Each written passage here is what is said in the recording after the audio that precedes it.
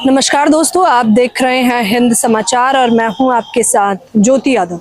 सांसद चंद्रशेखर आजाद के बोलने का इंतजार संसद के सत्र में किया जा रहा था और मांगे जो थी वो वाजिब हैं और मांगे वो कोई नई नहीं है। आप सभी जानते हैं कि इस प्रकार से चमार रेजिमेंट, गुर्जर रेजिमेंट के साथ साथ अब यादव रेजिमेंट की भी चर्चाएं चारों तरफ की जा रही हैं, क्योंकि संसद में चंद्रशेखर आजाद ने इन रेजिमेंट की मांग की है। क्या कुछ कहा है वो हम आपको तस्वीरें दिखाएंगे और जिसके बाद सीधा निशाना किसी और पर नहीं बल्कि पीएम मोदी पर साधा।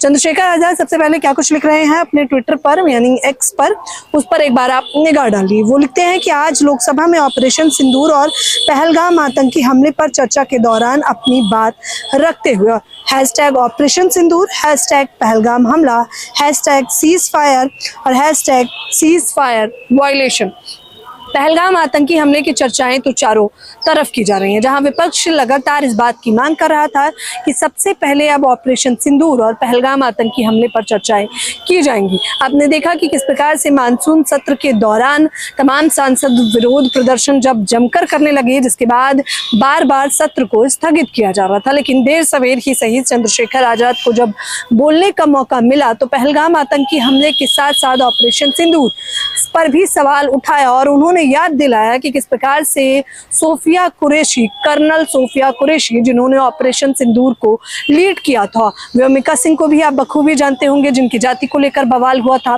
और कर्नल सोफिया कुरैशी पर तो बीजेपी के ही मंत्री ने अभद्र टिप्पणी कर दी थी क्योंकि उन्हें पाकिस्तान की बहन बताया था। जिसके बाद चंद्रशेखर आजाद ये मांग करते हैं कि आखिरकार उस पूरे विषय पर अब तक कार्रवाई क्यों नहीं की गई है।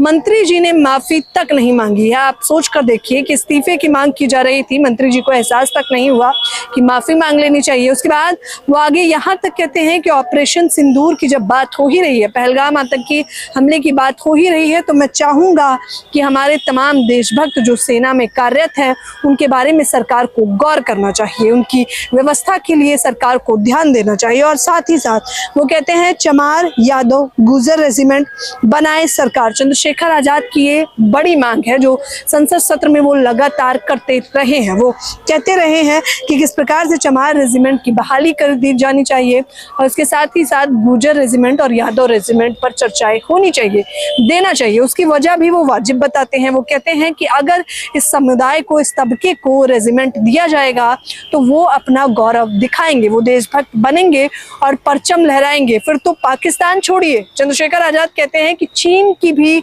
हमें आंखें दिखाने की हिम्मत नहीं होगी अगर हमारे समाज को मौका दिया जाएगा। इसीलिए गुर्जर रेजिमेंट, चमार रेजिमेंट, यादव रेजिमेंट बेहद आवश्यक है। पहलगाम आतंकी हमले के साथ साथ ऑपरेशन सिंदूर और रेजिमेंट पर लाकर जो बात खत्म करी, जिसकी तारीफ अब चारों तरफ की जा रही है। सबसे मुख्य तौर पर मेरा आप लोगों से भी सवाल है कि ये रेजिमेंट की जो मांग लगातार की जा रही है संसद सत्र में, आप ये मानकर चलिए सांसद चंद्रशेखर आजाद समाज पार्टी से हैं, नगीना के सांसद हैं, लोकसभा में जब भी बोलते हैं तो वो तमाम मुद्दों को एक साथ रखकर बोलते हैं, आम जमीनी स्तर के मुद्दे पर वो चर्चाएं करते हैं और रेजिमेंट की मांग लगातार वो उठाते रहे हैं सदन में भी। ये मांग कितनी वाजिब है, आप लोगों की क्या कुछ प्रतिक्रिया है, आप लोग मुझे अपनी राय जरूर दें। धन्यवाद।